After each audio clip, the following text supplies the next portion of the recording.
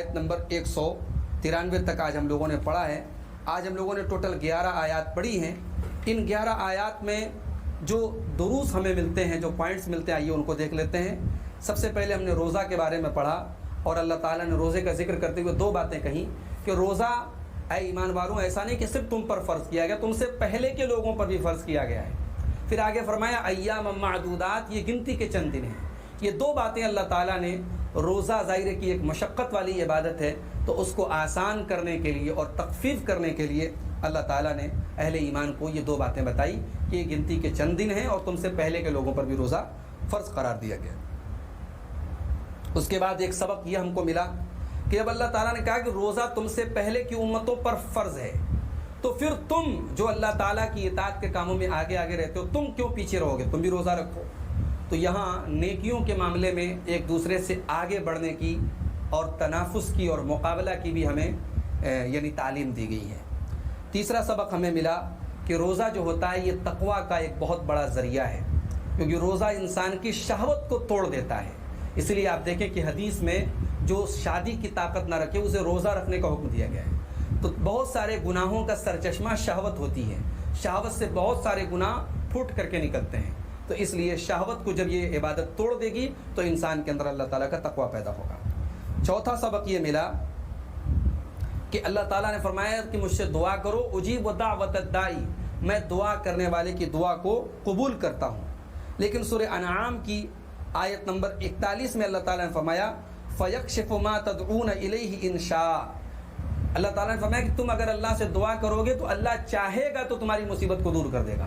تو یہاں اہل ایمان کو خطاب تھا تو اللہ نے کہا تم دعا کرو تو ہم دعا قبول کریں گے۔ لیکن جہاں اہل کفر کا معاملہ تھا، کفار کا معاملہ تھا، وہاں اللہ تعالیٰ نے اپنی مشیت پر اس کو جو ہے ٹال دیا کہ اگر ہم چاہیں گے تو تمہاری مصیبت دور کر دیں گے اور اگر ہم چاہیں گے تو نہیں دور کریں گے۔ اس سے پتہ لگا کہ اہل ایمان کی جو دعا ہوتی ہے وہ ضرور قبول ہوتی ہے۔ یا تو ہم جو مانگیں گے وہ ہم کو مل جائے گا، یا کم سے کم اس دعا کے بدلے اللہ تعالیٰ کوئی شر ہم سے ہٹا دے گا، یا اس دعا کو آخرت میں ہمارے لیے ذخیرہ بنا دے گا۔ پانچواں سبق ہمیں یہ ملا کہ روزے کی حالت میں دعا کے قبول ہونے کا امکان بڑھ جاتا ہے۔ چھٹا سبق یہ ملا کہ اعتکاف یہ صرف مسجد میں کرنا جائز ہے۔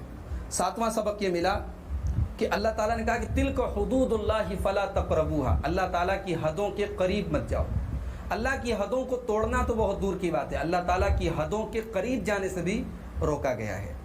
آٹھواں سبق یہ ملا، روزے کا ذکر کرنے کے بعد اللہ تعالیٰ نے حرام کھانے سے ہمیں بچنے کا حکم دیا، یعنی اس میں اشارہ اس بات کی طرف ہے کہ حرام کھاؤ گے تو تمہارا روزہ بھی قبول نہیں ہوگا، تمہاری عبادتیں ہماری بارگاہ میں قبول نہیں ہوں گی۔